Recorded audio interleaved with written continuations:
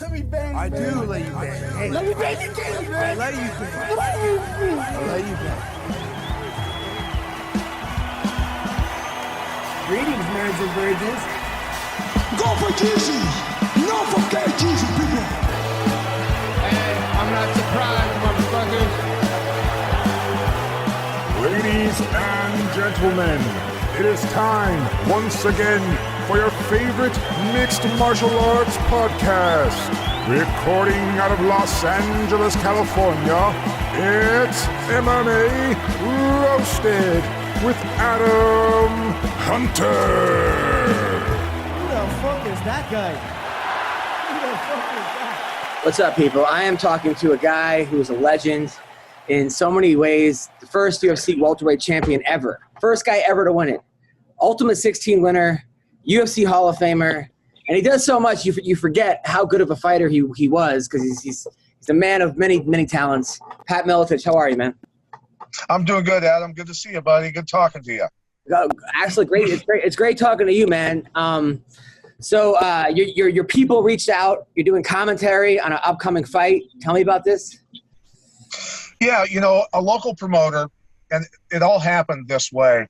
When Access TV was bought out by a Canadian broadcast company, I basically, went home for a few days, licked my wounds. Everybody on the entire crew got let go pretty much.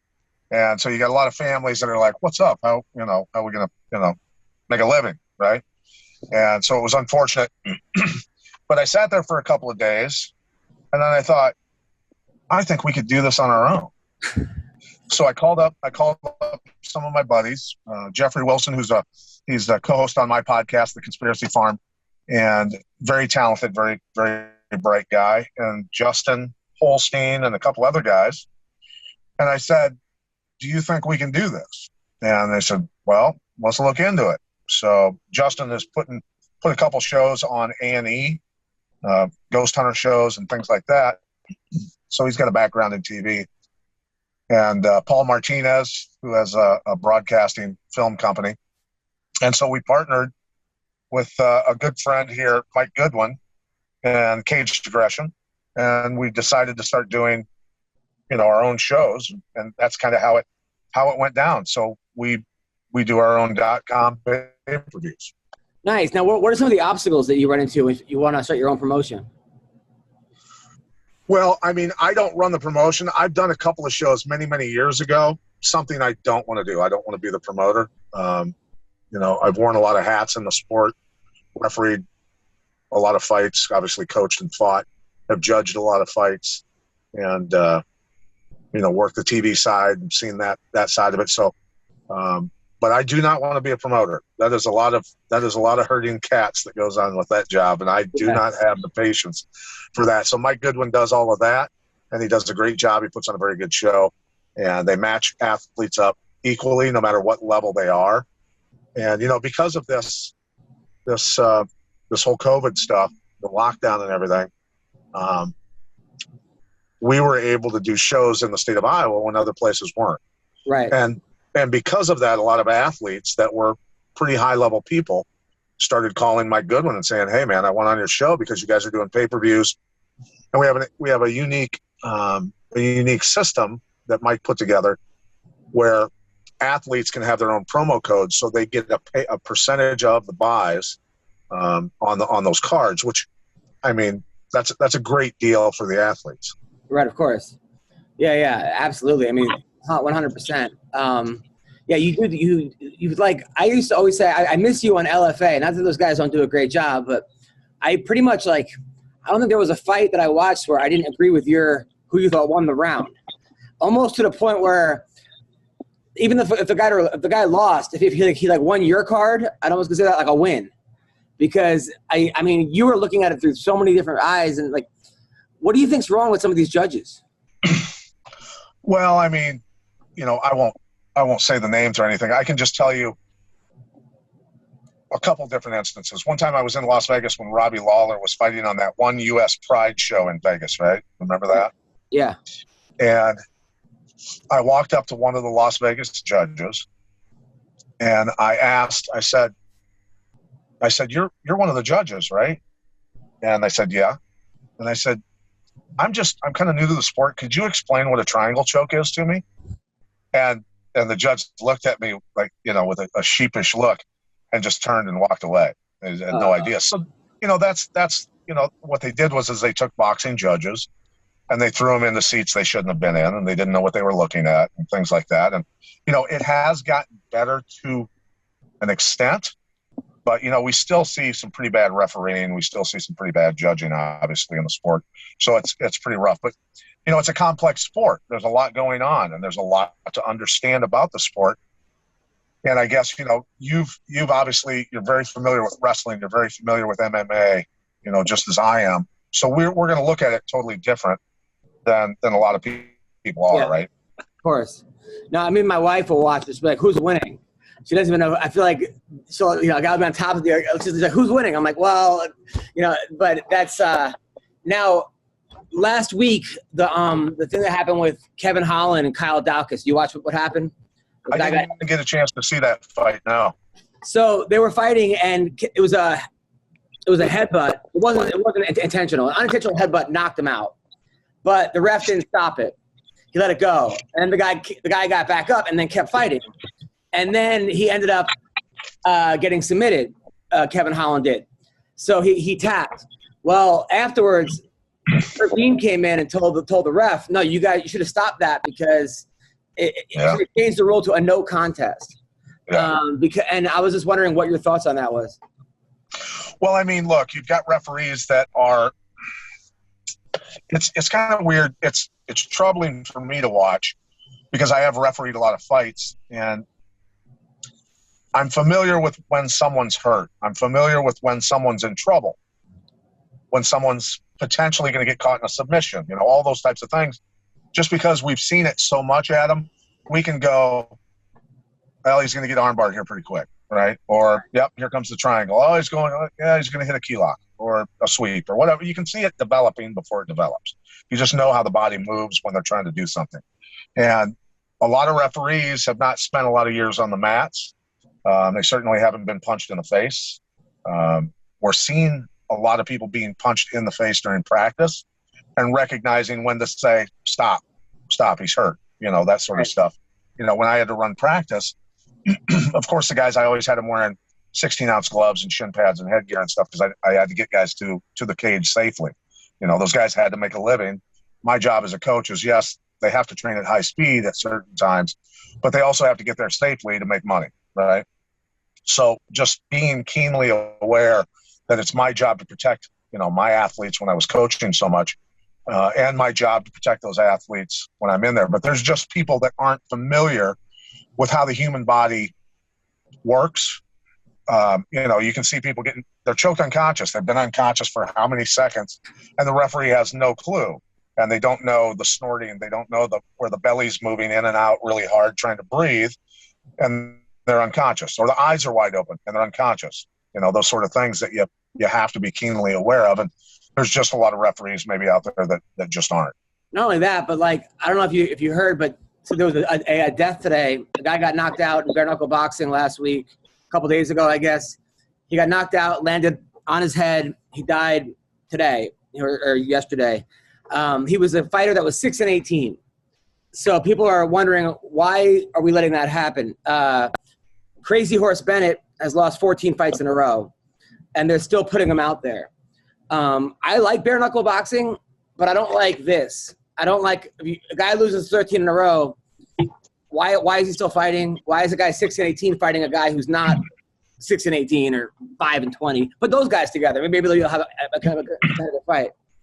Yeah, well, it's my job if I'm coaching or managing or I'm a promoter. At some point, and I cross paths with an athlete like that, I have to sit him down and say, man, listen, let's stop. Go get a job, make a decent living. You want to be able to remember, you want to be able to spell your name when you're in your 50s, right? I can still spell my name. Luckily, I moved my head enough. I never got a concussion or had any symptoms of a concussion, never got knocked out, anything like that. So I'm one of the lucky ones. But, there's a lot of guys out there. And I had a conversation with an athlete that I was coaching many years ago. He came from Virginia. He fought in the UFC. His name was Sherman Pendergast. He was a sweetheart of a human being. And I didn't know at the time, he kept fighting at lower weight divisions. And he wasn't winning. He was getting hurt. And I sat him down and brought him in my office. And I said, Sherman, I said, I can't train you anymore. I don't want to see you get hurt. I don't want to see this anymore. Because I cared about him. He was a good human being. And I said, you keep dropping weight to try and win fights and stuff. And he goes, Coach, Pat. And he and I, we disagreed on a lot of things in life, but I loved him. I loved him to death. And he said to me, he said, Pat, he goes, listen, he goes, I'm dying of cancer. I'm doing this, so, and you go, fuck, what do you do with that? And, he ended up passing away from cancer, but, that's the type of conversation I would have with people, That's gotta be a hard Sherman's, conversation. It's gotta be, and then what do you say? And then what do you say? Just keep fighting at that point? Well, he's got terminal cancer. He's not going to get the surgery. He's not going to do chemo. And he said, basically, everyone in his family had passed away from the same type of cancer. I don't know what chemicals their family came in contact with. But, at that point, I had to say, all right, ride it till the wheels fall off, brother. Right, yeah, at that point. Now, now, Jon Jones last week, I don't know if you heard, got arrested again. Domestic violence. He's accused of pulling his fiance's hair. The cops came. His daughter told the security guard to call the cops. He was drunk. He then headbutted the police car, and now they don't know what's going to happen. He spent the night in jail. Now he's out on bail. What do you think the UFC should do? What would you do if you were his coach? What are your thoughts on Jon Jones? Well, I mean, look, John's an incredible athlete, and he's, he even admitted that there's so much trauma in his past that, he and alcohol don't mix. So, look, I've had problems with alcohol. I've got 2 DUIs, and I've had to really focus on figuring out what was causing that. I go to a hypnotherapist, a good friend of mine because of the things, the things that happened in my childhood, I just don't trust anybody, Adam. I don't trust anybody. And that's something that I've had to learn how to do. And it comes down to finding out what caused you the problems and what are your triggers and what causes it. A toxic relationship that I had was causing those triggers to come up over and over and over a 10-year period. And I had to figure it out, right? I just had to figure it out. So, with John's going through the same thing, and he just needs to figure that out. I would suggest, going to a quantum timeline hypnotist who can take you back through your life and observe things that you normally wouldn't remember. And you can remember certain things, and then they bring you forward with a lot of knowledge. And once you observe it through different eyes, you're able to go back through it again and view that, and any other person that maybe hurt you when you were a kid, stuff like that. And you have to go through their life that led up to those moments where you interacted with people, right? Yeah. And it gives you a whole different level of wisdom and understanding of why you are the way you are. And it's certainly, and the guy's name is Nick Spahn. He's online, SPOHN, Nick Spahn. He's a good friend of mine. He actually fought underneath me. He had several fights underneath me, and then went and got his master's degree. And he's a motivational speaker. He's an incredible guy, very, very smart guy. So that's what Jon needs to do. He needs to go get help. So for you now, you're sober? Yeah. And how hard is it for you every day? Like something crazy happens, you want to fucking kill somebody, something happens, for you to not drink? Well, I've got it's not that right now. It's more, when I observe people, you have to understand a book that I was reading with a friend. They suggested the book, but it basically explains how everybody is the way they are. So the imprinting that happens during your childhood, it's very powerful. Where when we're little, every time we cry, we get food, we get picked up, we get hugged, we get our diaper changed, whatever it is. And that imprinting is powerful. And you think you're the center of the universe because of that, right? Right. Now, if you had bad relationships with a parent, my dad was abusive and all that sort of stuff. So later on in life, you don't do well with people who are your boss, right? And for me, in the TV world, producers and executive producers, they're your boss, but they don't treat you like they're your boss usually. More times than not, you're as a team, everybody's, whether it's the sound engineer, cameraman, all this, everybody's got to do their job. You're a spoke in the wheel. And if everybody does their job right, the broadcast comes off pretty well, right? So everybody's got an important job. So producers and executive producers generally won't, and directors won't treat you like or you're their subordinate.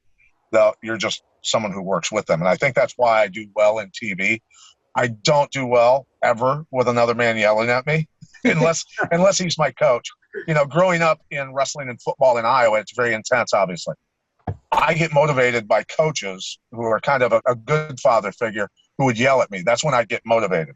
But in the work atmosphere and things like that, I don't do well with that. So that teaches people, it teaches me that I've got to have unconditional love for people, even if I don't like them, because I understand now why they are the way they are because of their childhood, because a lot of that stuff. And you see it with greed. You see it with people abusing their power. The politicians we're dealing with now. Some people that happen to end up, most law enforcement are great people, but you're going to have people that end up putting that badge on that maybe don't belong there. Yes. Or someone who's a boss at work. So you kind of look at people through a different lens, and just try to have unconditional love for them no matter what. Unless they're trying to hurt me or they're just evil, then you got to do what you got to do, right? That's very big of you. Speaking of which, you recently had a boxing match against Michael Nunn. Michael Nunn was a world champion boxer. I think he went to jail for a while.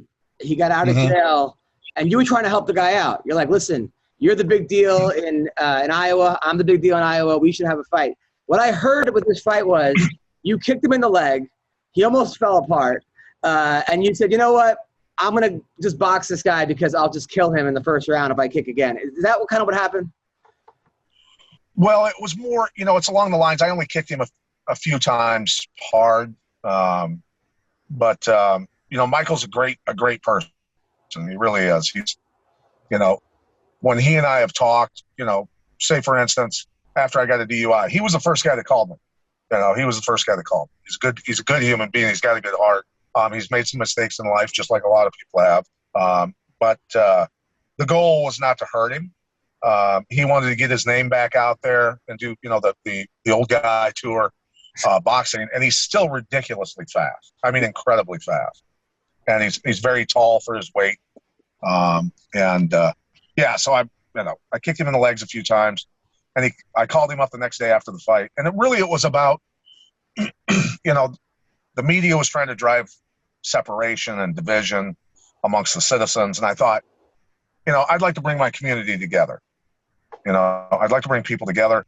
I'm not doing well with this lockdown stuff. I think it's ridiculous that they're doing it. And yes, people are dying, but the vast majority of people are not at risk from this.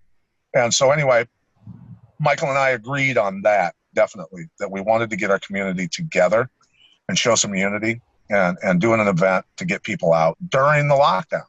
Yeah, that was awesome. I got to ask, so you went to the Capitol rally, which, I wouldn't have went to the Capitol rally, but that's your choice. You go there, you didn't storm the building. Did you know people were storming the building? Were you aware of this? We saw people. The thing is, here's the thing, I want people to understand that the people, that are organizers of Antifa, BLM, and the people that were at the front of that crowd up there, look, they've got ties to handlers. Let's just put it that way. All right. This stuff doesn't just happen organically. Right. So people have to understand that they're driving division on purpose. They want us to divide. They want us to hate. They want us to, whatever. And so, no, we couldn't see, because we were all the way down on the street. And that's a huge piece of land that leads up to the Capitol building.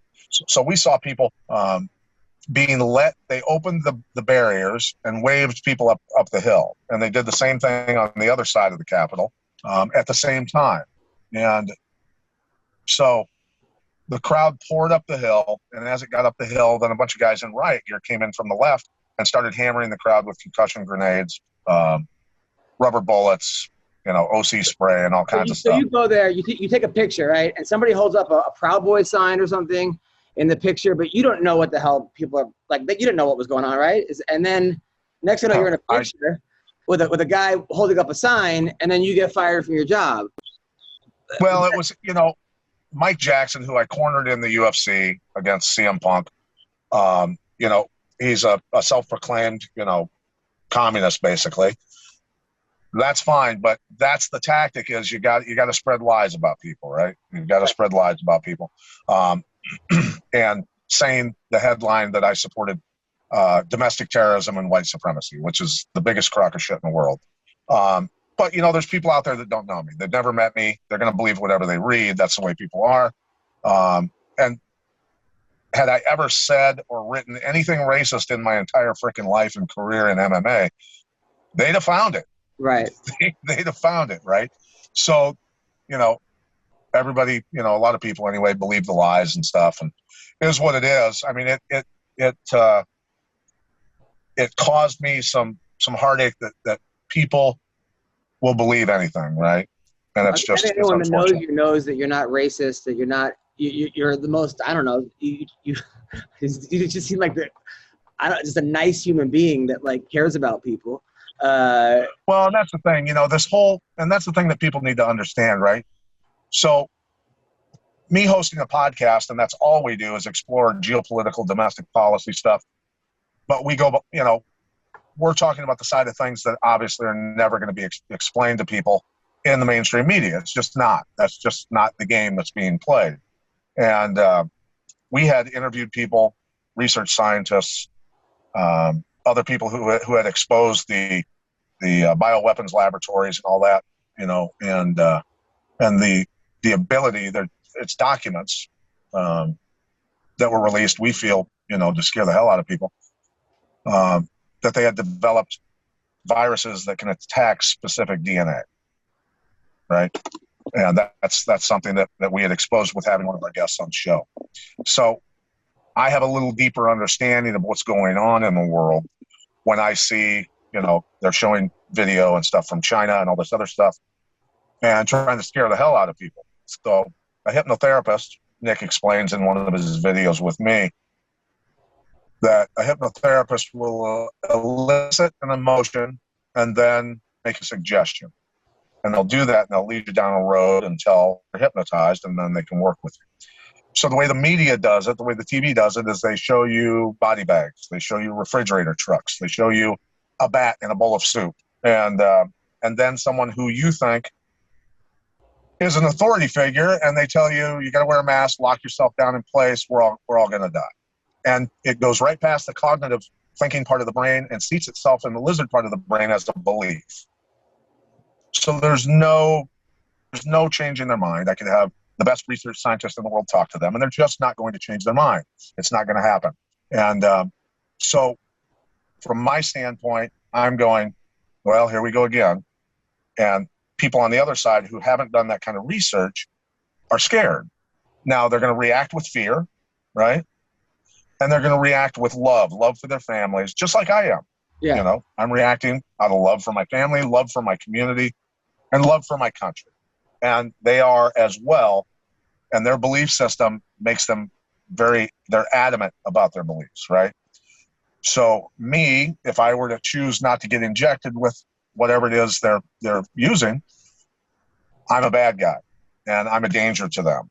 And it's a very bad place to be for a country. This is how the dehumanization happens in societies. And it's been done numerous times. And when you observe it in history, the playbook is very simple and it's easy to follow. And it's easy to kind of, unless a lot of people wake up, it's easy to see where it heads, unfortunately. Man, now I know why you're drinking. Black oxygen. Yeah, so let's talk about that, because you are all about black oxygen. And all I see are people telling you on Instagram how it saved their lives. So what is black oxygen? Tell me about it, and where can I get it? Well, number one, it does not, we can't claim ever that it treats, cures, prevents, diagnoses any disease, sickness, whatever, right? So to help people understand, all the way back in 1936, scientists and doctors testified in front of a Senate subcommittee. And 84 years ago, when they testified, they said the explosion in disease and sickness in America is due to the overfarming and the depletion of nutrients in our soil. So without the proper organic nutrients, it's got to be purely organic. So it's nutrients that have been sucked up out of the ground, turned organic by the plant, and then the plant is either eaten or it decomposes, and you end up using the decomposed portion of the plants, which this is. So a friend of mine in Canada, Mark St. Onge, who I think should get a Nobel Prize for doing this, he had 30 years experience in nutrients of soil all around the world.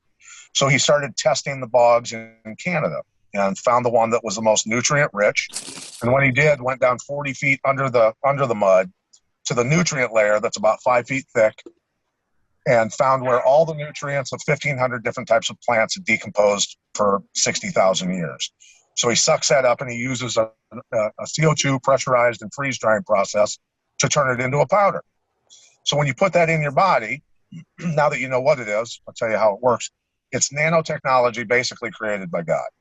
So that nanotechnology means it can travel in and out of the cells. When it goes into the cell, it has 60 times its carrying weight to deliver nutrients and up to 45% more oxygen into the cell, which creates an alkaline environment, which it's very difficult for disease to exist.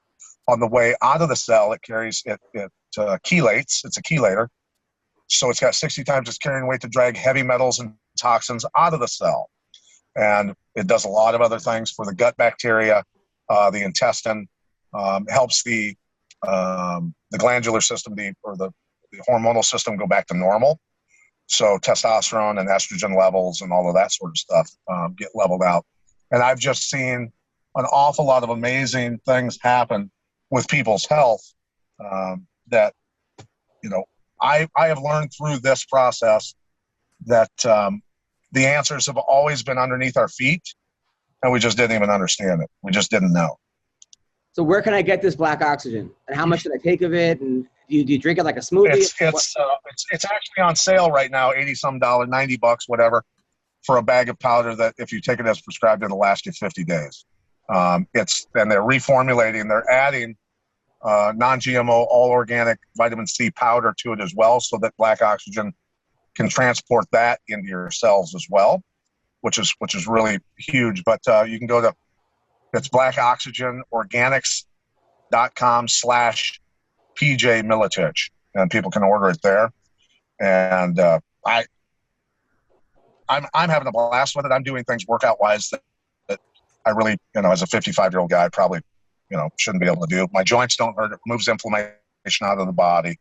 That's the respiratory system as well, arterial system. So it does some pretty amazing things. It's just because our bodies lack the actual nutrients we're supposed to have. That's all. By the way, we're joined, by the hilarious comedian Greg Romero Wilson. Obviously, we got Pat Miletich on the podcast, a legend. You know what I like about you, Pat, is that, so, you know, you are, I think you're I would say libertarian, right? You're pretty much a libertarian, if you had to classify you as a libertarian. Yeah, I mean, I prefer, you know, hey, people can do what they want. As long as you're not hurting somebody else, do whatever the hell you want. So just leave me alone, and don't impose your beliefs on me, and don't make me do what you want me to do. But what I like about you is that you and Tom Arnold are on the opposite sides of the spectrum, like just fighting on Twitter for a while. It was every day. You guys just fighting on Twitter. And then you went out and saw him do comedy, and then afterwards went out for a drink with him. You guys had a blast. And yeah, we were getting ready to do a TV show together, Tom and Pat's America, or Pat and Tom's America, and we were going to go all over the place, and I was going to drag him into conservative meetings. He was going to drag me into liberal settings, and we were just going to try and unite America is what we were trying to do. And right. And then COVID hit, obviously, and that shut that idea down. But I love the fact that, like, it's just too many people right now. It's just my way or the highway. Fuck you, this and that. And you're like, you know what? I don't agree with everything Tom Arnold says, but I'm going to go see him. I'm going to support him. I'm going to love the guy, and then we're going to work together. There's just not enough of that at all. Right. Well, and that's the thing is, look, again, everybody's doing what they're doing out of their belief system. A lot of times how they were raised, a lot of times how maybe people that they saw as, whether an authority figure or somebody they looked up to, how those people imposed and impressed upon them belief systems, things like that. And what I had to do, and I make this very clear, is that I voted for Trump, but it was about halfway through his administration where I started asking questions, and my co-host Jeffrey Wilson, saying we both looked at each other when Trump renewed the NDAA, which allows them to use propaganda. It allows indefinite detentions, and it allows them to drone you. I said, well, doesn't look like he's probably the white hat. So when I was in D.C., not myself, not any of the guys I was with, not one of us had anything on our bodies that said Trump.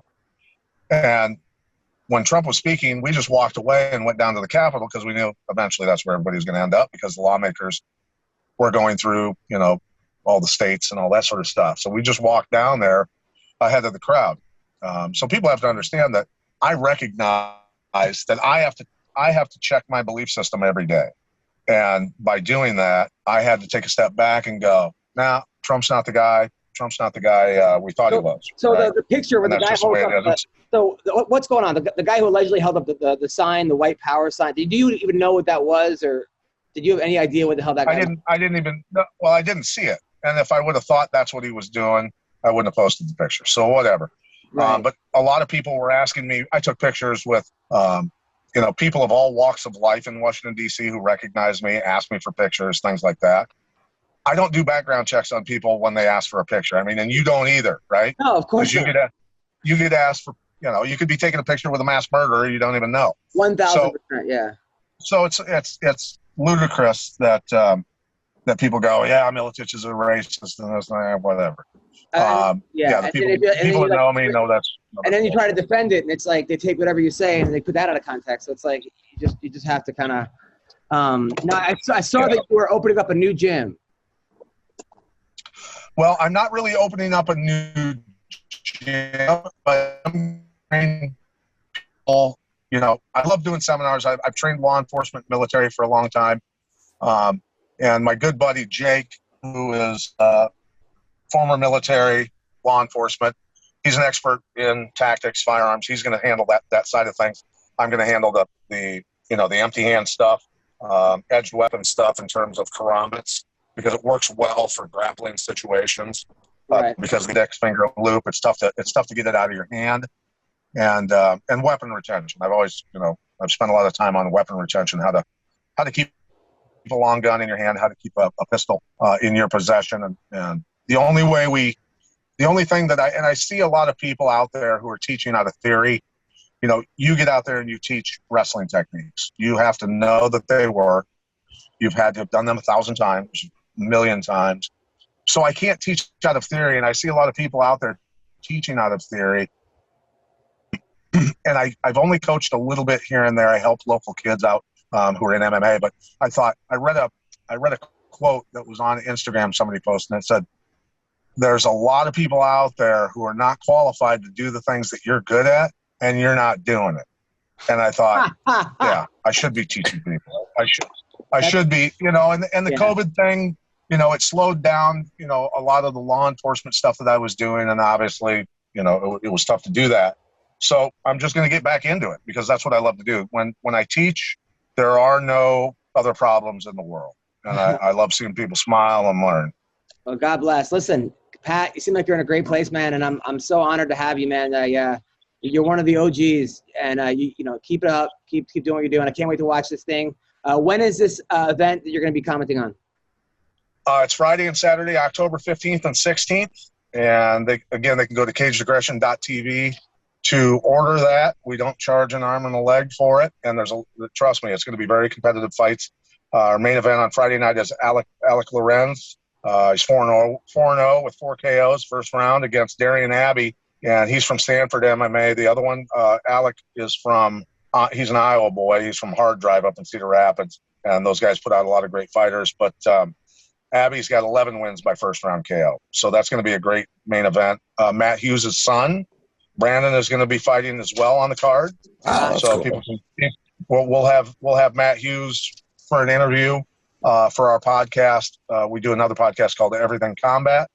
So we'll talk to Matt and his son on that as well, and then Fight Night as well. We'll talk to Matt. But Montel Williams Jr., who's 5-0, coming out of Las Vegas, is fighting Josh Neal, a local fighter here. So that's also on the card. So we're gonna have a lot of fun. And Jeff Wilson and Jason Burmis are my co-announcers for those shows. So we have a lot of fun. Jason Burmis has a huge following on his podcast on Rockfin. Just look up Jason Burmis, Bermas, and he's in his early 20s. Did Invisible Empires, the documentary, and Loose Change as well. So people can look those up and get an education on some things that they probably aren't too familiar with, maybe. Well, that's like the story of my life. Well, thank you, Pat. You are the man, and good luck with everything, brother. Thank you, Adam. Thanks for having me, buddy. Take care. Anytime. That was Pat Miletich. Greg, how are you, man?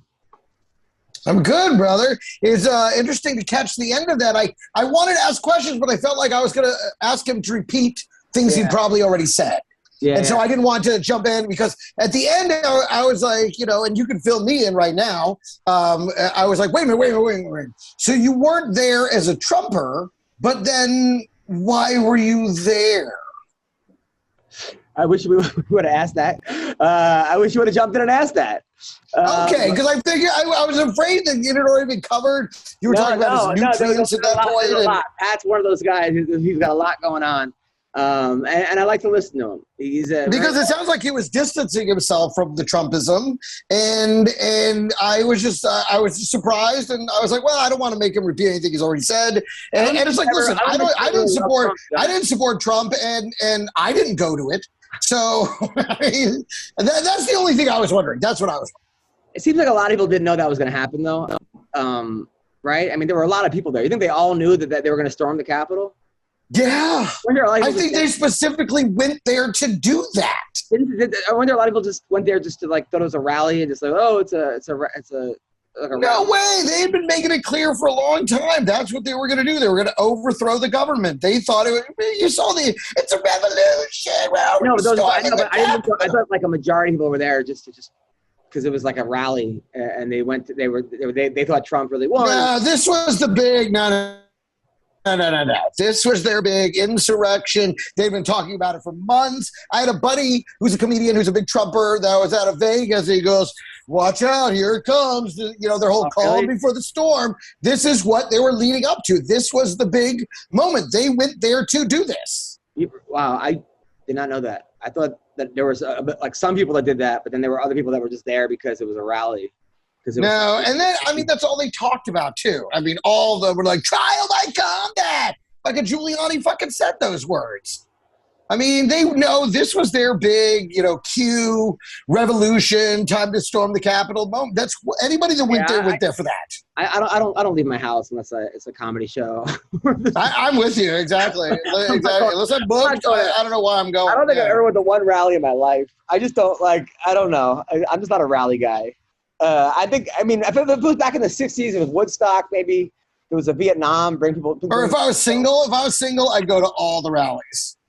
Pick up on that sweet rally beef. But as a married guy, I don't really care anymore. I'm like, I'll express myself with my vote, and I think that's about as far as you got to get a babysitter. You got to tell your wife, I'm going to be gone for 9 hours. Exactly. By the way, I may call you from jail, so it's about being, it's definitely rally. But that particular day, come on, we got to stop sugarcoating this thing and acting like they didn't do what they did. I don't know why we're trying to protect the perpetrators. I'm not talking about anybody. I just thought that, I think guys like Pat who would just standing around doing nothing, and then he gets fired from his LFA job. It's just Yeah, and listening to him, I say it almost out of comedy more than anything else, but it does make me wonder, then why were you there? This was a very specifically, themed, programmed, planned event, And I don't know who was, but I guess there were counter protesters, but I don't feel like he was there in a counter protest capacity. How are you? So how was your week? So weird, dude. So weird. What happened? I took the wife. This is our second vacation here. This is everything we planned like during the pandemic. And then like as things began to thaw, I bought all these tickets to do things, and now it's like, oh, fuck, I guess we got a lot of shit, I'm doing all these things that aren't work. And I'm like, this is stupid. So we went to New England and we have friends that moved from LA to Vermont. But this was before the pandemic. This wasn't like, they had already done, they decided, we're done with LA. We're writers. We can write from anywhere. We want to be alone. So they moved to Vermont. We've been saying we were going to go visit them. Then the pandemic. And then so we go. So I booked it. We go to Vermont. And I was like, this is the most married guy shit I've ever done. I can going and watching the fall foliage. Right. Watching the leaves change. Which, look, it was nice, but like we're taking this walk through the woods with our friends and they're all nature lovers and stuff. And Summer loves that stuff. And, they're like, I just love a walk in the woods. Like, oh, yeah, the air is so crisp and you can really see everything up close. And I go, I like a good bar with a live band. Yeah, that's what, minutes now. That's good for 20 minutes. And you're like, that's what I like. You want to know what I like? Yeah. I like a cold beer with a giant shot of Jack Daniels, followed by maybe a hot dog. This is all fine, well and good. It was great to see our friends. That was the best part, was spending time with them. But by 2 days, I'd seen enough leaves, and was like, you guys go. I'm going to sit here and watch football. Thank you. I love it. Thank you. So, and they were real nice about it. They were super cool. They could tell Greg had seen enough foliage, and it was time for Greg to watch some football. So everyone was real cool about it. They went on some 4-hour, drive up into the mountains to see it. And I was like, oh, thank you. Just want to watch fucking football and get drunk. So that was, and here's coming back, there was a storm there in New England. We're flying out of Boston, but then we go back to LA. There was a storm here in LA, and we're flying into Los Angeles. And we see the lightning, in the distance, hitting the ground over LA. And the pilot comes on and he's like, so we're going to be diverted to Las Vegas. Oh, no. Because of lightning in Los Angeles. So we'll be right back with you. And I was like, okay, great. We're going to fucking Vegas. We'll land, and everything. Then he comes back on and goes, so, yeah, we don't have enough fuel to make it to Las Vegas. Oh, no. So, yeah, this is what he said. And he goes, so they're going to try and land us anyway. He goes, they're going to bring us around from the north. So now we're swinging around to the north side, of L.A., and you just see all this lightning striking the earth and shit in the valley. And we're like, oh, God. And then he comes out and he goes, yeah, so not going to land in L.A. We're going to head out to Ontario. Oh my God. And so, right. And then we landed in Ontario and they diverted they shut down LAX. So they sent all the planes to Ontario. So we landed, they're like, yeah, so we're here in Ontario. But as you can see by looking around, they sent a lot of other planes here to Ontario. And they don't really have any personnel to drive the gate out to our plane right now. So we're just going to kind of hang out here for a while. Yeah. So then we get a gate. And then we sit there for another 30 minutes. And then finally someone shows up to drive the building to the plane. And of course, it's Ontario, and so the door can't even open all the way. So we're escape hatching it through the door, and they're like, "Yeah, so we're gonna get some buses, and we're gonna just bus you guys back to LAX." And I was like, "Fuck this!" So I just rented a car and drove it from right there at Ontario. We drove directly home from there. So it was one of those travel days where you're like, "Fuck!" Oh God. But you got to pay a drop fee, right? Yeah. It makes a $20 rental $120. But it's fine. Look, you know what? I mean, it was going to take a $50 cab from the airport to get back home anyway. It all worked out. Yeah, we were just so happy to go directly home instead of waiting for a bus to show up in the middle of the night, taking us to LAX, then waiting for an Uber to take us. I was like, no, you know what? $100, I got that. Yeah. That's good. You know what? It's worth it. We're going home. That's good. That's good. Yeah. So I told you I booked a TV show. I'm not even sure I could say the TV show. I could say what I'm on, right? I just can't talk about it. I don't know. It's weird. They're real weird about that. I signed a weird stuff. NDA, but yeah. So don't even mention it, but I got to tell you, the picture looks super cool. When it comes out and you can't talk about it, I'm telling you guys, you're going to be super stoked when you see it. You're going to be like, oh my God, thank you. But it was funny because That's on all the show, it said I had a stunt double, right? It said I had a stunt double. Right. So I figure, all right, I'll just do my scene, and then the stunt double will come in, and then he'll do the action because I get beat up. So he shows up, and he's like, hey, I'm your stunt double. I'm like, hey. He goes, so have you ever been headbutt before? I'm like, no. He goes, okay, well, here's how you do it. I'm like, wait, I thought you were the stunt double. Like, no, Yeah. we're here to teach you how to do the stunts. So now I'm like, now I'm getting headbutt. And I'm like, and he's like, okay. And now like 3 people are teaching me how to like jerk my head back and this, that. And then I have to like fall and like it was like a lot of he did the stunts. I did the stunts. It was crazy. It was amazing. But it reminded me, one time I did this commercial, right? I put one commercial, like a wrestler, right? It was an A6 commercial. And in the commercial, we had the actual wrestler in the audition. So me and the other guy I threw this kid on his head. I did like a Japanese arm throw. Looked sick. So I booked the thing, right? So I show up and the other actor's like, hey, I'm like, did you wrestle before? He's like, yeah, in like middle school, I took a couple classes. I'm like, oh no.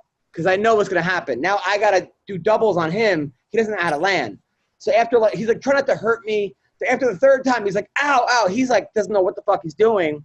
And he doesn't know how to land. So then he got cut. He got fired from the commercial. And then they bring in this fucking D1 wrestler who was in like, like national champ, 3-time national champion. And all of a sudden I'm the stunt double. So now, now he's throwing me around like for 3 hours. I landed on my head and my back and everyone's like, I did fine, but it was like, oh my fucking God. That was like one of the worst situations of like went really good to really bad because the other guy didn't know what he lied about getting a job. So that was it. Then I had a show Thursday night at like the Ritz-Carlton, right?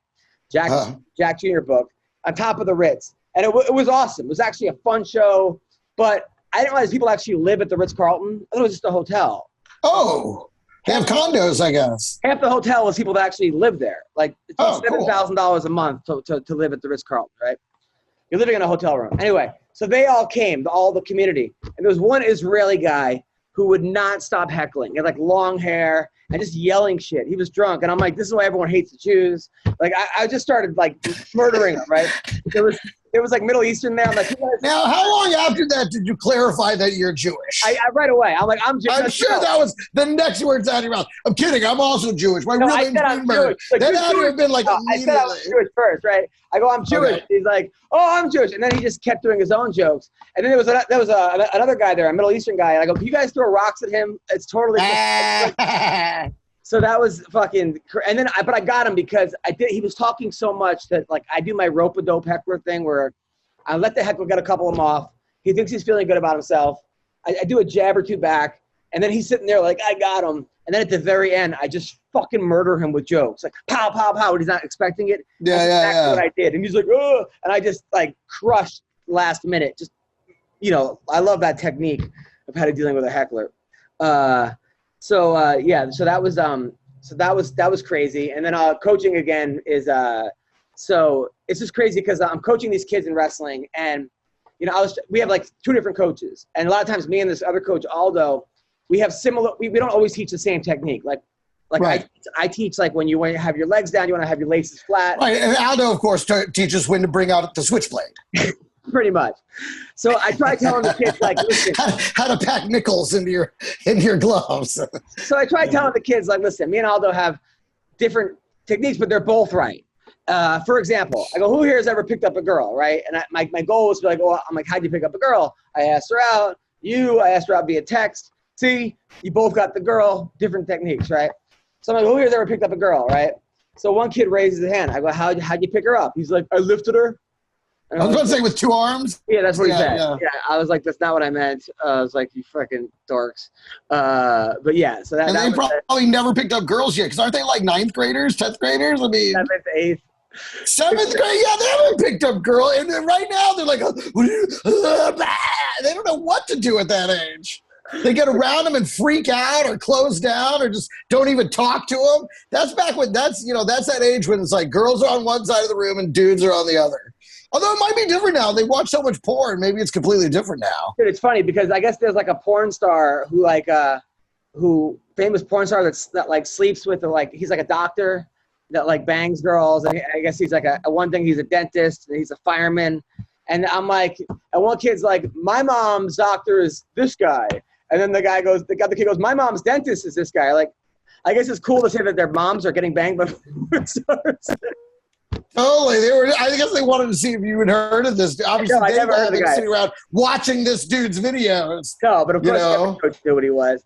By the way, I got to give a shout out to so a good friend of mine from high school, one of my best friends, Deba. He was the coach. He was the captain of my wrestling team. I know him for 5 years, ever since I was 13. Always been one of my best friends. His son was actually on a soccer goal. He was like, I guess, spinning on it. Anyway, swinging on it. The goal fell on him. Oh. And he got knocked out. He had a minor brain hemorrhage. He's going to be okay. He's going to go to the hospital ER. So he's a big MMA fan. So I reached out to some fighters, and I go, hey, my buddy, can you guys make a video? I hope you get well. So I shout out to Aljamain, Randy Couture, Bisbing, Pena, Colby Covington, John Dotson, Ashley Evans-Smith, Phil Davis, Sadiq, Eric Anders, and Austin Vanderford all made videos for this kid. So wow, you really blew all your favors in one shot there, buddy. It sounds like I hope I never have to go to the hospital because I feel like I'm going to get a video from nobody. It's going to be like, dude, we fucking already made you the video for the kid. How many fucking videos you want? I'm going to get 0. Mine are all going to be from like, how does this become about you? Fans of the show. Normally people would be like, hey, that's very nice of them, or thank you. What a bunch of cool guys. This becomes about your hypothetical getting injury. Well, you went through all of them. You used all of them on this kid. You couldn't give him 3. You couldn't just give him, a couple, like 1A, 1B, 1C. You gave him the whole list. I became addicted. A little above and beyond. That's when the Adderall does too good of a job. We are back and better than ever. All eyes are on the gridiron as teams are back on for another football season. As always, BetOnline is your #1 spot for all the pro and college football action this season.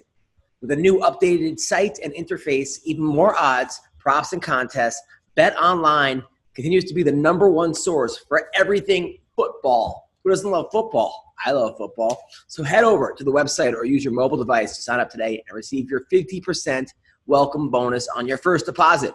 Don't forget to use promo code CLNS50 to receive your bonus. From football, basketball, boxing, or onto your favorite Vegas casino games, don't wait to take advantage of all the amazing offers available for the 2021 season. BetOnline is the fastest and easiest way to bet all your favorite sports. BetOnline, where the game starts. And then some other stuff that happened. So I did a show, I did a show in Palm Springs at a weed dispensary, right? And it was a fun show, Zach Miller show. And I'm on stage, and the crowd's just like zoned out. They're like, like those shows you have to get up early because sometimes they get too high and they don't know what's going on. Absolutely. I've said it before. People think stoner audiences are the best, and they are for like 30 minutes. Yeah. And then it's a slow descent into drowsy. So, of course, I'm like, there's 2 girls there, and I'm like, oh, how do you guys know each other? And then the girl's like, oh, I'm in a polyamorous relationship. That's my husband's girlfriend. So, I go, okay, so I guess you're the side chick that gets free rent? And they're like, exactly. Poly, it's not just for Mormons anymore. It really isn't. It's the new thing. Like young people are all like, just so you know, I'm poly. It's like, well, just so you know, I'm a ginger. I don't know what you're telling me. I don't know what is going on. But so then me and my wife and the baby we're staying at this like nice place in like Palm Springs, and it's a beautiful resort. It has like a pool that like you can go tubing in and this and that. Oh, awesome. So we go there and Sunday morning we wake up and we go to the pool, and I figured that brunch was included, right? So they were giving out all these like egg wraps and all this like nice, you know, and so I get like 6 of them, right? Of course. And then Bree was like, "Oh, you didn't see that there was a name of 2 people? It said like dedicated to, Heidi and Dean, whatever, right?" I go, "Yeah." She's like, "That was for their wedding." I go, "Oh, I thought maybe that was just people that died and they dedicated the brunch. Like this brunch is dedicated." She was like, "Why don't you?" She's like, "Why do you not think everyone else is over there?" I'm like, "I don't know. You snooze, you lose." You're such a dummy. I thought it was for everybody. No, they had a sign. I thought they dedicated the brunch. I'm like, maybe they died. I love it. You're right. When you do shows at like convention hotels, and they're like, Exxon welcomes its, manufacturers and distributors. And you're like, oh, thank you, Exxon manufacturers and distributors. This is a lovely cheese Danish and some fantastic coffee. Yeah, it's funny because I was online going, "Wow, you guys all come from a wedding, huh?" Yeah, how could you tell? I'm like, "We're hungover." I'm like, yeah. Like, they didn't even ask why. So then, of course, when we left, Bree was embarrassed to walk past them. So I had to, like, walk by myself because she didn't want to be seen with me as the guy that stole all the food. And then you didn't even go easy. You stole 6 wraps. Dude, they were amazing. That's like grand theft, basically, at resort prices. And then Bree got upset because, she was like, the other night, I was lying in bed with her, and I was being funny. I'm like, "Babe, I'm going to give you the bad dog." And she's like, "What's that?" I'm like, "That's when you're having sex with the girl, and you come on the rug, and you stick your face in it and go, 'Bad dog, bad dog.'" So, like, you heard that before, right? No. Like 10 years ago, there was like all those, like, the angry pirate. Right, but I somehow I missed out on Angry Dog or on Bad Dog. The poltergeist, you see that one? The poltergeist? Or like you're having sex with a girl from behind and your friend comes in and then you go behind and say hi to her through the window. Oh. Somebody had like 100 of these, right? I know like the basic ones, the Dirty Sanchez, the Rusty Trombone, the Cleveland Steamer. But you really went on you went down the road with it. You're like, I gotta see them all. So I was listing all of them, and then she goes to me, she's like, "I'm gonna give you the butt muffler if you don't shut up." I go, "What's that?" She's like, "Just next time I said in your face, so you shut the fuck up." Like, don't threaten me with the butt muffler. That sounds pretty good. Exactly, I'll take it. The butt muffler. God. Yeah. So that was my weekend, and of course I'm doing the comedy show in Vegas with the fighters this Thursday. The UFC. Yeah, that should be super cool, huh? Just nervous because I haven't done my 20 minutes on MMA in front of anybody. Like, I've been practicing it. Right. But it's all new material. Yeah, it's basically all new. So I hope it goes well. And I hope. Well, you're not a beginner. You're pretty good at this now, and so I feel like you know well enough when something's going to work. Now, will it all work? No. But I bet a lot fewer miss than hits. I'm sure you probably hit about 90% of them because you're just good at writing those jokes. And I have to just pause, make sure I pause. And I'm also going to write them all down, like on a piece of paper, and then look down, put my soda on it or something. That way I don't forget. Well, they have early shows there, too. Maybe they let you drop in and do a guest set on somebody else's show or something. Is this the 8 o'clock run show? it. I don't know if it's the earlier show. I think it's like that's the James Michael Magic show. So yeah. McCorkle, that might be tougher. I'm doing all right, man. I was listening to you. What you ought to do is just hit up Brendan Schaub to get some tips because he said the other day on a podcast he's never bombed, not even once, in his entire stand-up career, and the only people that bomb are people that aren't prepared. So I don't know. He literally said that. He's never bombed even once. He said, I've had a few jokes where the wording wasn't quite right. It took a little time, but no, I've never been booed. I've never had anybody leave. I've never bombed. Well, listen, when every show is a bomb, of course you've never bombed. Right. When that's your baseline, of course you've never bombed. Yeah, I didn't realize that I was bombed. Yeah, he's never had anyone leave. He's also never had anybody laugh. Right. I didn't realize how much I was bombing until I started killing. You know what I'm saying? In the beginning, I think every set's great until you're like, oh, shit. And you know what? There's always that guy who always thinks he killed, regardless of how he did. And there's one or two that come to mind specifically who I won't name. But remember in New York, and you'd see them, and it was like, oh, how was that show over there? They'd be like, oh, kid, I straight crushed it. Superman, out of control. And I'm like, dude, I was there. You fucking suck. Was that Donald Trump doing stand-up? What was that? I think he has an idea who I was there. I know exactly. But you know what? I think that's an actually like I think that's like an actual like a talent because like for example, Ben Glebe, who's a funny comic. I've seen him like not have good sets, and he walks around like he murdered. Like in his mind, he's never had a bad set, and he's obviously a really really funny comic. But I don't think he just does. I don't think he gives a fuck. Tiffany Haddish was somebody that like I used to see like she could be in a sketch that I used to watch her do in the Laugh Factory that would not get laughs, and did not faze her one bit. Like some people would be like, "Oh shit, Tiffany Haddish." And I mean, brilliant comedic actress, funny comedian, but I've never seen her walk off stage upset. And I think that is like, they say ignorance is bliss, but I wish I had that kind of skill. Hey, you might want to clarify that you're not calling these people ignorant. But what? You're not calling them ignorant because it kind of sounded. No, but I think they're ignorant to them having bad sets. Is what I'm trying to say. Is like they're oblivious. Let's say that. Oblivious. Right. Oblivious. Right. It's a better word. But to a degree, it's the same thing in fighting. To a degree, there's guys like that are fighting certain people that they've got no chance and they don't realize it, and because of that, they go out and win. Like when I was fighting Mark Hunt, I thought I was going to win easily, and then I found out even my friends were betting against me. Like it was like I found out that nobody in the building thought I was going to win but me. So.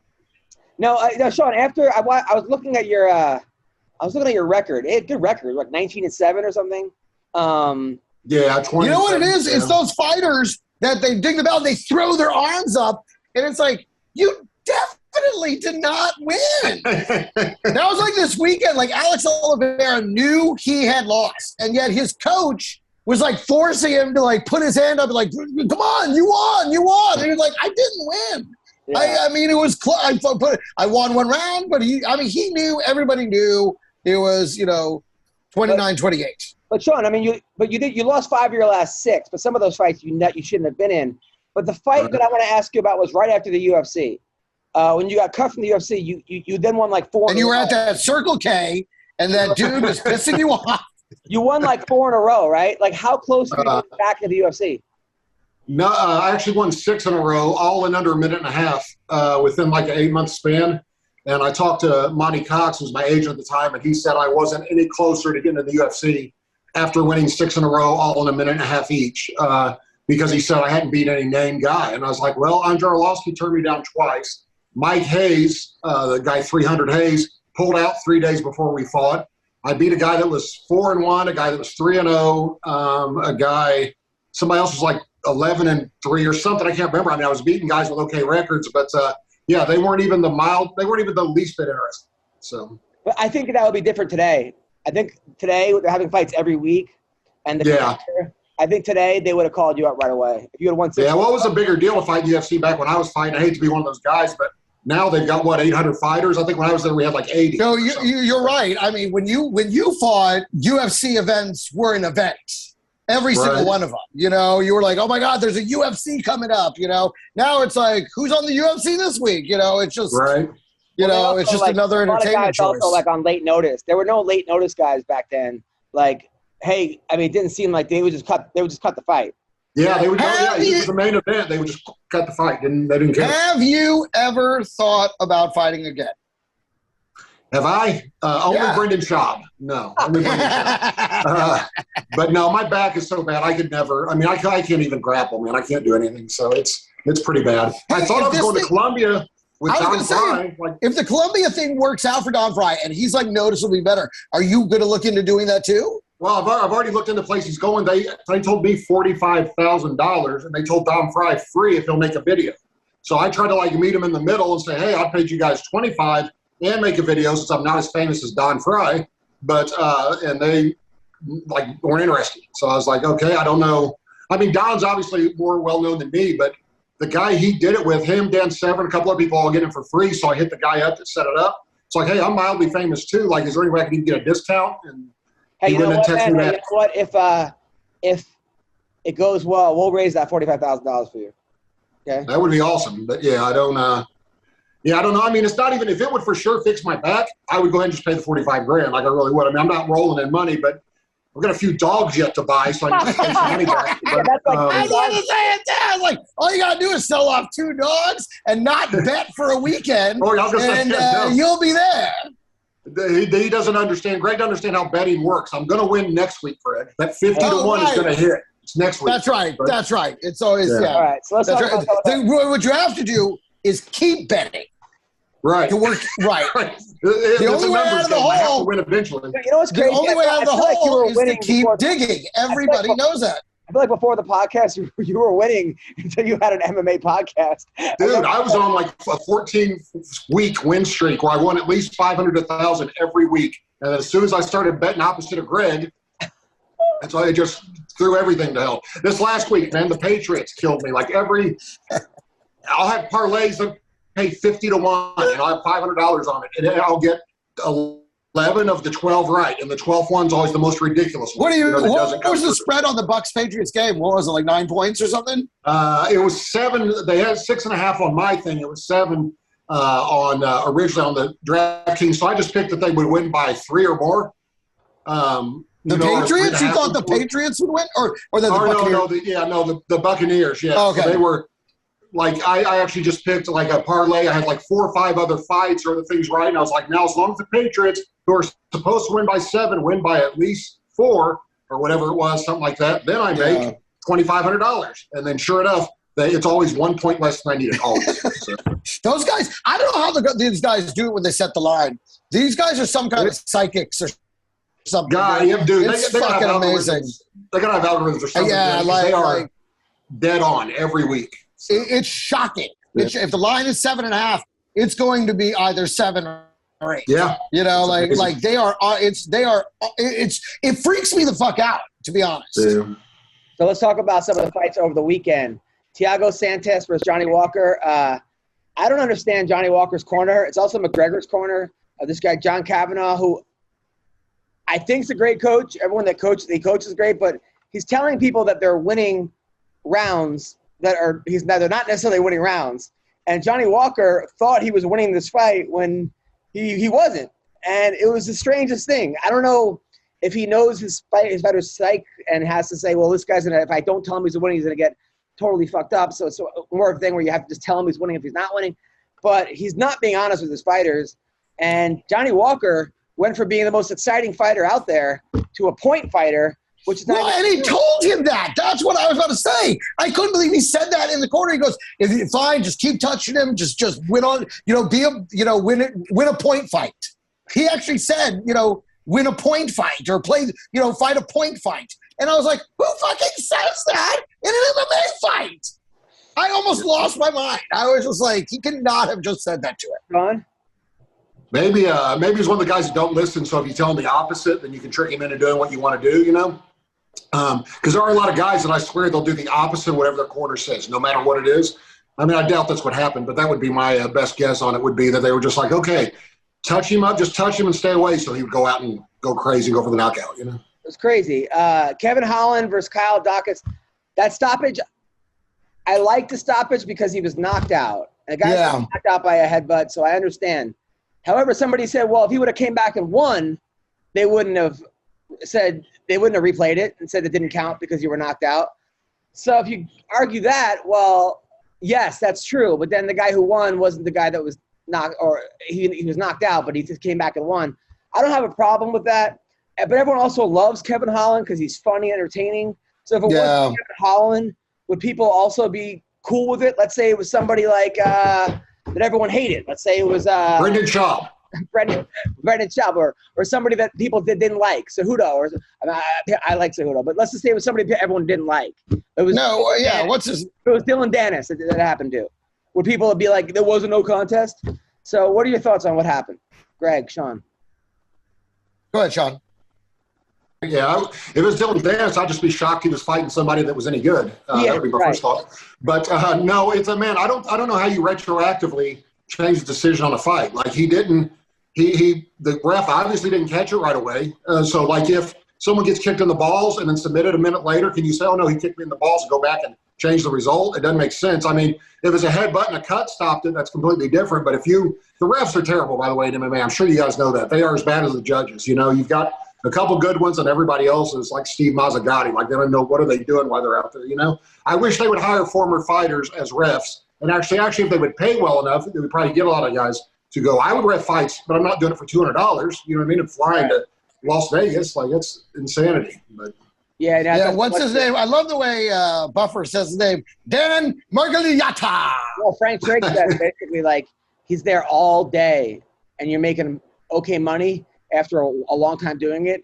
But you're right. It's like $200, $300, $400. I think. I'm not in the UFC, I don't think, but at the lower level where it's just like, it's a fucking. I think that the UFC, I think it's only like $500 to $800 unless it's a main event or something. So, I mean, that's a lot of work to fly there and to, I mean, even if they're paying your travel, you still have to be there 2-3 days, you know, to make $500. Everyone hates you. Like, it's. I think the problem was that Dan was over there saying he meant to stop it. Yeah. He was about to stop it, but he woke up and started defending himself, and then let it continue. And then, of course, it turned out, you know, and you can make the argument like, oh, what if he won? Well, I mean, if he won, then the other guy definitely deserved to lose. but it was such a clear advantage that was gained from it.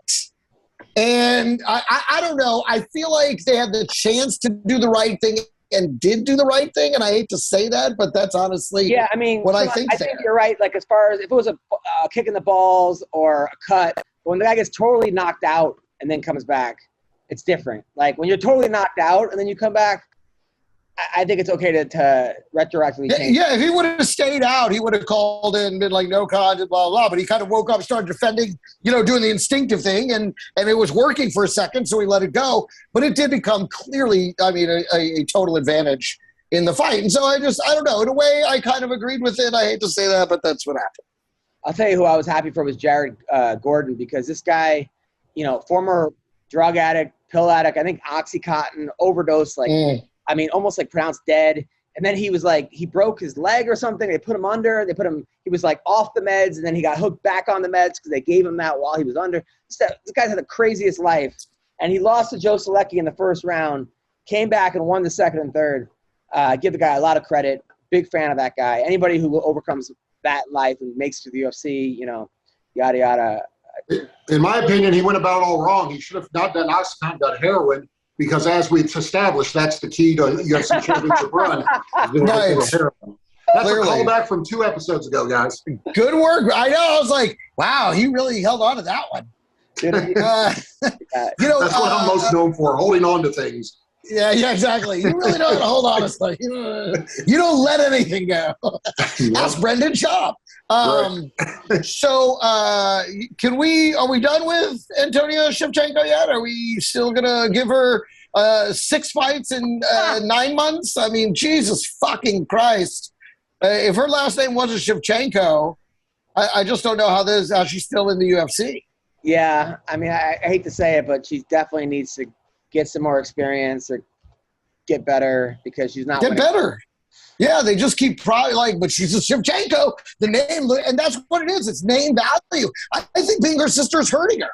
Because any other fighter, and she would have to get better before they gave her more chances. 5 fights in 12 months. You know how many fighters would love to have 5 fights in 12 months? That's crazy. Almost all of them. All of them, exactly. The number one complaint we hear on this is they won't give me a fight. I need more fights. They gotta give me a fight. This one, 5 fights, and she lost like 4 of them. I mean, come on, and stop the joke. Bellator, you guys watch Bellator? No, I didn't know it was on. It was on Friday afternoon. People loved you like Bellator's having a secret show. People love that comment. That's fucking funny. I was trying to think of like a good joke about that. Like, finding out about Bellator is finding out a girl's a squirter. Like, you don't think it's gonna happen. You're like, yes. But I was trying to think of what the right joke is, where you don't know it's gonna happen, and then you're like, oh shit, and you're happy about it. What's a good analogy of something that happens that you're not expecting, and then you're happy to happen? Greg, anything on that? Oh, jeez. I don't know. I'd have to think about it. It's like you take home a girl, you think she's gonna be like okay in bed, and then next thing she's doing like the the pepper shaker, like the pepper mill, yeah. See, it's so funny that you go right for sex, and I was thinking food. It's like when you order, you order the corned beef hash and eggs, and it comes with 3 sunny side up eggs. You're like, oh my god, an extra sunny side up egg. Greg was thinking food, Adam was thinking sex, and I was trying to think of any way to insult Brendan Schaub. Like I was scrambling inside trying to figure out a way to do it. Yeah, it's like when you go to a Brendan Schaub show and you find out he can't make it. Right. And they had to hire some real comedians. Well, they had MVP versus Douglas Lima, or Diego Lima? Diego Lima. That's the. Anyway, so no, that's gonna bother me. So, Greg, can you look it up? MVP versus Lima. Yeah, I'm looking it up right now. Unavailable. And Lima clearly won the fight. He won the fight based on wrestling. MVP won the round that he won more than the round that Lima won, but they gave it to MVP. It wasn't the greatest fight ever, but it was just like, come on. It was bullshit. Douglas Lima. Can I tell you, like, navigating their website is as difficult as finding their actual fights. I'll tell you what, they're doing a hell of a job of marketing themselves. I mean, you can't, it's like, sorry, are you trying to watch the video? It's like, no, I just want to see the results. Just fucking show me the results. Oh, my God. Yeah, Douglas. Did you watch celebrity boxing at all, Greg? No, I was watching leaves.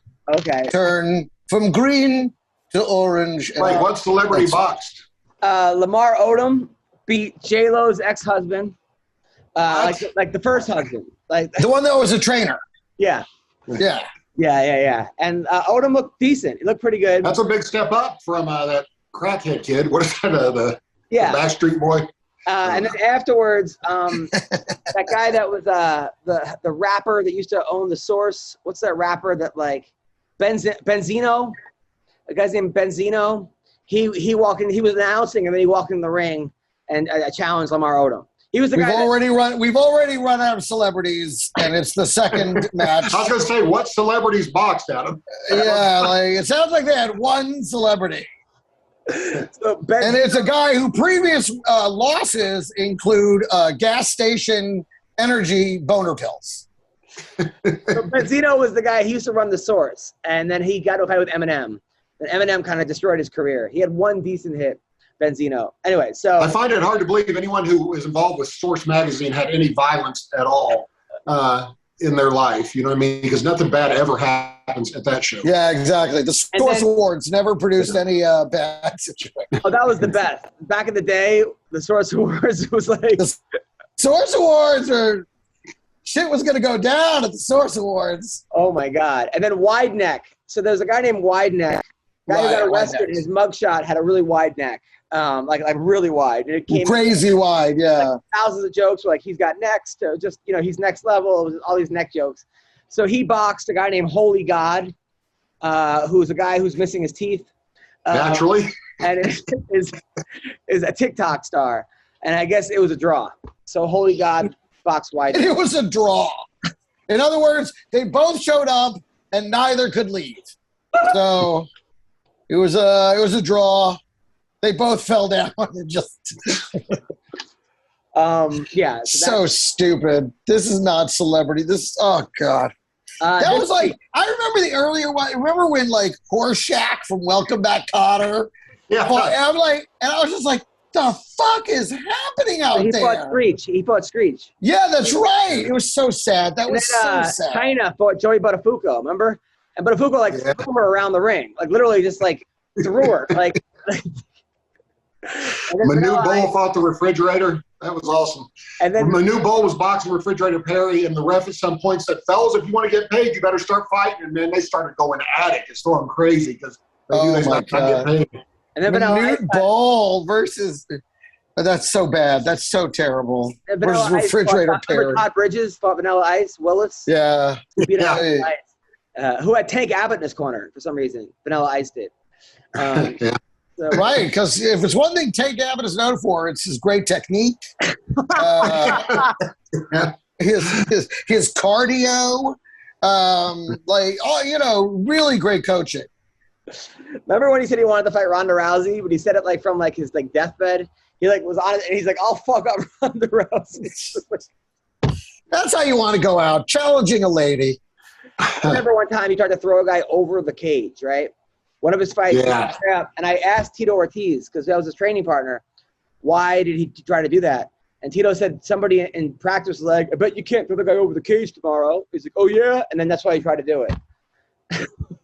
Did I ever tell you about my brother's advice to me, Adam, when I fought Mark Hunt? Oh, to walk out, right? Yeah, he was like, well, dude, listen, you're probably not going to win. So he goes, that said, he goes, if he throws like a real hard leg kick and it really hurts and you know you're not going to beat him, just scream, oh, my God, why did you do that? And take off running, jump out of the cage and run up to the top of the stadium, like run through the crowd and run out of the building. He said, you'll get at least a Pizza Hut commercial or something out of it, like in some way. And he was dead serious. Wow. Like he was absolutely dead serious. McNeely, right? McNeely did that, right? Yeah, like got knocked out by pizza. Yeah, so. Yeah. I remember Peter McNeely was actually in rehab, and his roommate in rehab was Chris Farley. That must have been a crazy room. Chris Farley, Peter McNeely, right? I mean, anyway, this week. You would think Chris Farley would get a private room. You think they would all get private rooms? You can't put two addicts together and be like, all right, now don't work together, though, to try and get drugs. Well, I heard that's half the fun of rehab is the relationships you make, though. I don't know. Like Camp? I think it's one of those, it's like high school. You're friends until you're out of there. My little brother went to a Pentecostal or like super religious rehab one time for weed, and everyone was making fun of him for being there just for weed. Like, are you an idiot? Like, what, you're here for weed? And then his claim to fame was he had sex with Britney Spears' cousin while he was there, or whatever. Allegedly her cousin. Probably just had blonde hair and looked a little like her or something. But when he got there, the guy met with him that runs the camp or the rehab and was like, I'll be honest with you, Danny, you seem like the kind of guy to me that will play the game, smile the whole time. When the 30 days is up, you're going to be like, fuck you, Jim, I'm out of here.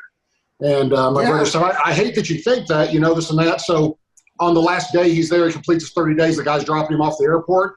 And my brother tells him how much it meant to him, all they worked with him, and, real help him. He's going to stay clean. As he got ready to shut the door, said, by the way, fuck you, Jim, I'm out of here. Oh, my God. Slammed the door.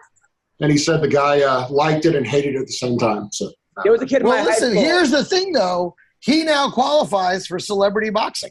Right. He fucked Britney Spears' cousin. That's all you need.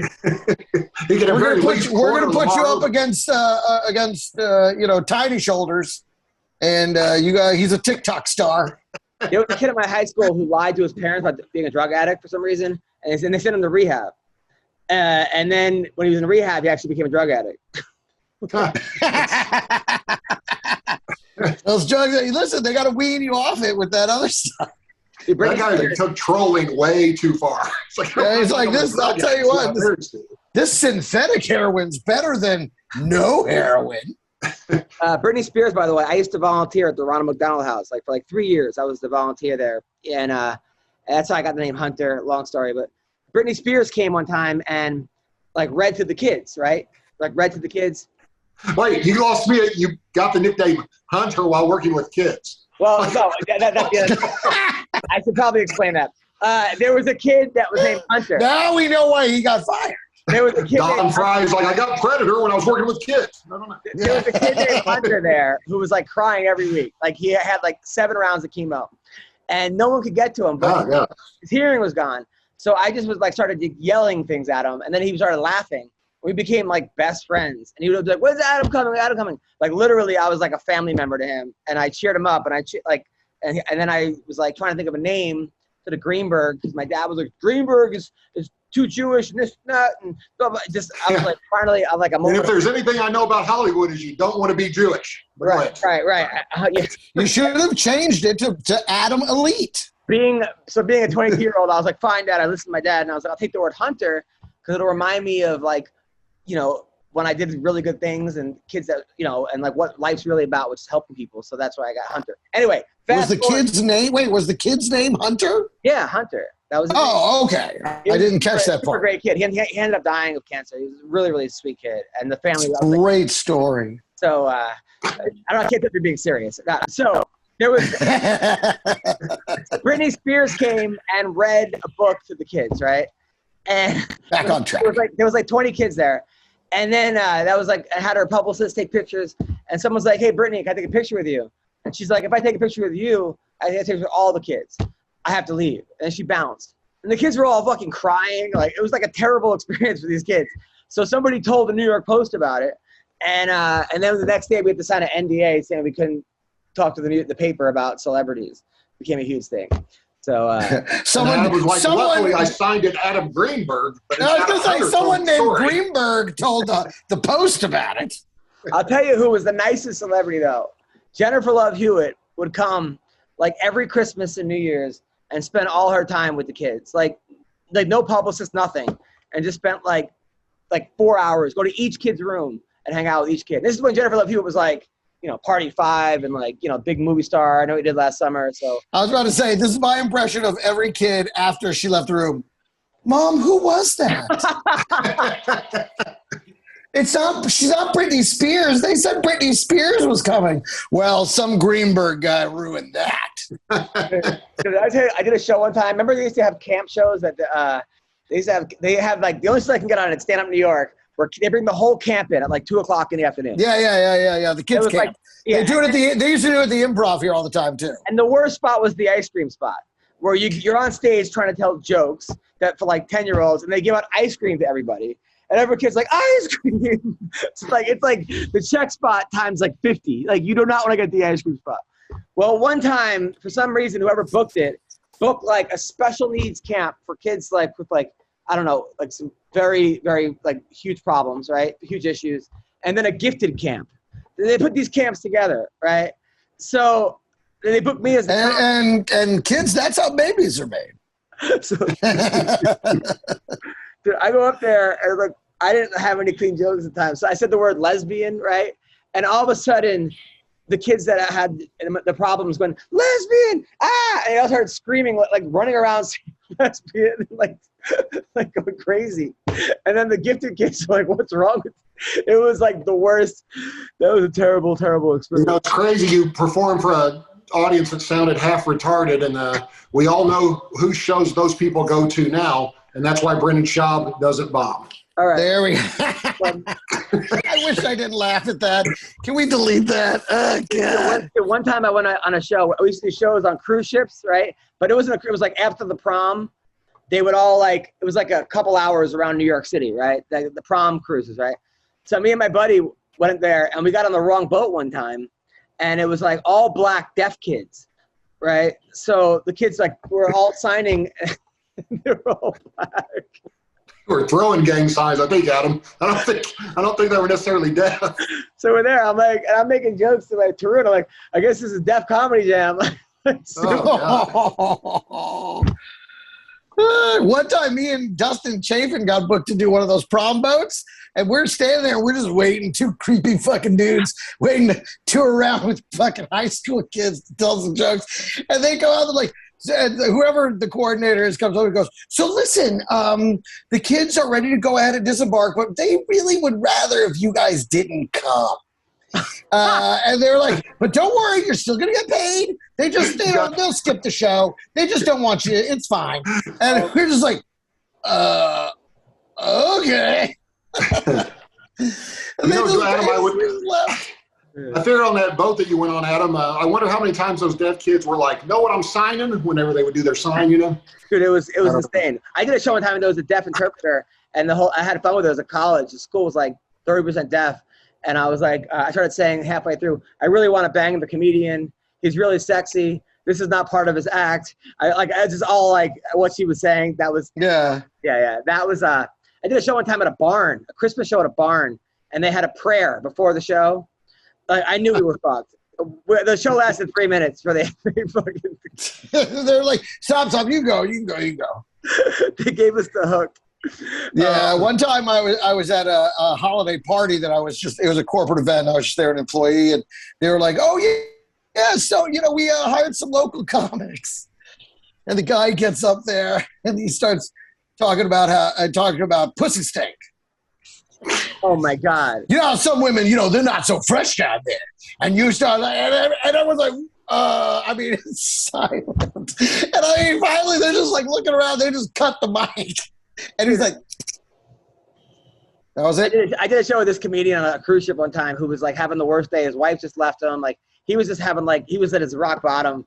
So he goes up there at a kid show and he's like, hey, it's all these like huge people on the cruise ship, not the most athletic people you've ever seen, just like families that are like obese. And he goes, you know, there's a gym on this cruise, right? He goes, this is my impression of the crowd. Like, moo. He goes, oh my. He goes, upstairs the buffet, they should have a soundtrack and just have grazing sounds while you're up there. Like, oh my God. Sounds like his greatest performance ever. That would have saved his marriage. I was in the back crying. I was crying. Then I worked with a Canadian guy, and this girl was like flirting with us the whole time. Like the girl in charge of the show, like the sound girl, and she was like the host. But she had a boyfriend that was the sound guy. He was doing the sound, and this hot girl was like very flirty. You know, like sometimes women, you're just like, all right, like. But she has a boyfriend. And the guy was like from like Ireland or Scotland, just like this angry guy. So the comic runs out of jokes at like the fifth show. Like the same crowd kept coming back, right? So he's like 10 minutes in, and people are like, we heard these jokes before. And he's just like, you know what? I really want to fuck that girl, the manager. I just want to come in her face. I've jerked off to her 6 times so far. And she's just like, He goes, all I want to do is fuck her. And the sound guy is her boyfriend. And he's just like, beyond pissed, like he's turning red, like fumes, and he's like, yeah, all I think about is just her blowing me and then just me just coming all over her face. Dude, I'm fucking crying. Like, and she's just like like trying to do that like fake uncomfortable laugh. Like that was the last so bad. I was gonna say, I wonder why the guy was so angry, the sound guy, and then I realized his flirty girlfriend is You know, that could be the new show with so many videos out there. We should start a new clip show called Comedy Gone Wrong. And it's just clips like you getting attacked at the wedding, you know, just all these clips, me getting attacked by the lesbian kickball team. Oh, yeah. Just wait, what was that? Brendan's job doing any set. Anyway, this is really for Brendan Schaub Day. I wish I were keeping an accurate count. This is really a very high output Brendan Schaub Day. I think we're at like at least 6 by now. All right, so fights this weekend. You got Marina Rodriguez versus Mackenzie Dern. Mackenzie Dern, obviously, she's the one that's a jiu-jitsu prodigy. Everyone seems to like her. People are mad that she has like a fake Brazilian accent, but I mean, who cares? It's kind of funny though. She missed weight a couple times in the beginning, and then now she's on track. Fighting girl Marina Rodriguez, who knocked out the girl that beat Mackenzie. This is a good fight. People are mad this is the main event, but you know what? It's actually a good fight. Who do we like in this card, Greg? This is like when you show up at a show and the hot girl comic who's been doing it 3 months is suddenly the headliner, and you're, you know, and you're just like, how the fuck are they in shape? And again, not that I have anything against women's fighting, but this is a real who's who. So I don't know what to make of these. I mean, this is a fight, and you know. And I'm sure one of them will win after they complete all. I hope it's not 5 rounds. Oh, God. 5 rounds? I mean, they'll finish. It'll go 5 rounds, and one of them will be named the winner. Thank you for that amazing analysis. You, McCorkle? I'll go with Mackenzie, man. I don't know. She's not a world beater, but she's been looking pretty good overall in her fights. And, I was thinking Greg was talking about stand-up comedy, like when the hot chick is up there. Usually it's a semi-hot chick doing comedy. Like you always think, like, God, like whose dick do I got to suck to get, you know, the headlining position I know here? where you're going. Go on. Well, I was going to say that I was going to say that Bruce Buffer also asked that question before every UFC event, like, whose dick do I have to suck to announce this fight? Because I'll do it either way, even if I don't have to. I didn't know that's where this was going. I thought it was going. I knew it. I knew exactly. I thought you were saying I was going to Dominic Cruz. So I was like, no, I thought it was going to Brendan Schaub blowing Rogan. I thought that was yeah. That was oh, shit, yeah. I definitely thought it was Buffer. So Tim Elliott is fighting Mateus Nicolau. Tim Elliott's a guy that his last fight he was fighting a guy that was accused of beating up his girlfriend. And while he was beating the guy up, he's like, why are you hitting girls? Or while he's on top punching a guy in the face, which is a pretty badass. It really, that girl, I'm sure, was like, thank you. So good for him. And then the guy was like, that's not what happened. And he's like, he goes, she DM'd me. It was like a full on conversation. And it was right by the score table, and Cormier and them were like let's listen into what he's saying. It was like the weirdest. It was crazy. So yeah. Surprised Kevin Holland didn't jump in and get in the conversation also, like it's just from the sideline or something, because he talks all during. Yeah, no kidding. And if you ever wondered if those fighters could hear the announcers, because Cormier is basically coaching from the announcing booth. You know what he's got to do right now? He's got to wear. And the best was when what's his name wound up getting pinned. I forgot who it was. He's like, of the three things you could have done right there, this is the one I wouldn't have done. And the guy's hearing this while he's on his back. I think it was Oliveira. And then Maria Agapova is fighting Sabrina Mazzo. That should be a good fight. Darren Wynn, who was looks like Cormier in the fourth grade, is fighting Phil Hawes. Phil Hawes is the guy they brought on the contender that was they were calling the next Jon Jones. And then, what's his name, knocked him out. The guy that asked out Miley Cyrus, Julian Marquez, was losing the fight and then kicked him in the head. It was crazy. That should be a good fight. Charles Rosa, that was a guy that became a chef. He came out and they just lived by ATT, an American Top Team, and they started training there. And now he's awesome. He's fighting. But no heroin. You're sure no heroin. Jackson. Yeah, there's a lot of good fights this week. And listen, not to say they're not going to be good fights. I mean, you listen, lesser name fights are usually better fights. I mean, these guys try harder. They put it all out on the line. They're trying to make a name for themselves. These can all be good. We didn't talk about the Randy Brown, Jared Gooden fight, though. Oh, yeah, that's going to be a good fight. That's a good one. Listen, anybody named Night Train, you're getting my vote. He's a good dude. He actually came on my podcast, and really nice guy, but he kept telling me black jokes. And he's black, but I didn't know how hard to laugh. Yeah, you're like, am I laughing with you or I don't? It was like my last name's Greenberg. I feel like he was trying to get me to tell one, and I'm like, no. It's like when Tyron Woodley did stand-up comedy, who did very well, by the way, very, very well, especially for his first time. But he's like, yo, on the count of three, I want everyone to say the N-word, and then he goes 1, 2, 3, and people were like, I feel like this is a trap. Yeah. I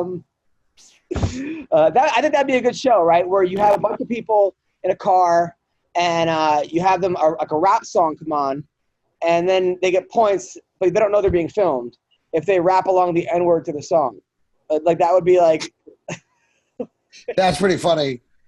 That's pretty what would funny. be awesome is We'll put it up there. We'll put it up there as a special segment on Comedy Gone Wrong. What would be awesome is if they did that, but they told 3 of the 4 people in the car not to say it, and they'll look at the person that said it and act absolutely, devastated. Hey, I was thinking earlier. Yeah. I had like a 4-part joke that's too late now, but I'm going to say it anyway. Yeah. You were saying, what was that guy's name that wanted to be the next Jon Jones? Oh, yeah, they were calling him the next Jon Phil Jones. Hawes. Phil Hawes. And you were saying Tim Elliott was asking that guy, why do you like to beat up women? No, those are two different things. Well, no, you said Tim Elliott was beating up a guy saying, why do you want to beat up women? Yeah, but I don't think it was Phil Hawes. No, it wasn't Phil Hawes. But if it had been, it would have been awesome because he could have said, because I want to be the next Jon Jones. There it is. That was worth it. That was worth it. That was a good joke. That was worth it. I'm glad we nailed those boards together. That one requires one of those, those maps with the yarn connecting dots and pictures and suspects. What do you have coming Brendan Schaub's just falling he's off right. the end Brendan of it. Schaub's right in the middle with all roads. Yeah. Greg, what do you have coming up? This weekend, I will be at Laughs Unlimited in Sacramento, California. Also on Thursday night, I'm doing some show in Chico, California. So you can probably you can catch me there. I forgot the name of the venue or where it's at, but you live in Chico. There can't be that many comedy venues on a Thursday night. So I'll be up there first, and then back down at SAC Unlimited. So be sure and come out and see me this weekend. Are you driving it, Chico? From Sacramento, yes. That's a long drive. Be careful. It's a long drive. I thought it was just like an hour. Oh, from Sacramento. Oh, you're flying to Sacramento and driving. Yes. Oh, yeah. No, I did the drive to Chico State and did a show there. From L.A. Yeah. And this one lady was not laughing at anything. Just sitting there like this, and I started making fun of her. Of course, she wrote the review. Nice, perfect. From here it's like 6 or 7 hours, 6.5 hours, 7 hours, something like that. I have no interest in doing that. Yeah. And then what do you have, McCorkle? I'll just be waiting for my furniture to be delivered. I waited all last night. They said to be here at 9:15.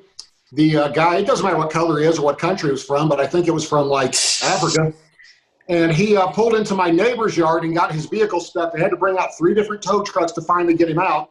And I have a bunch of land, so I could see what was going on, but I wasn't over there talking to him because who wants to go to their neighbor at midnight and be like, hey, that's my furniture he's got, you know?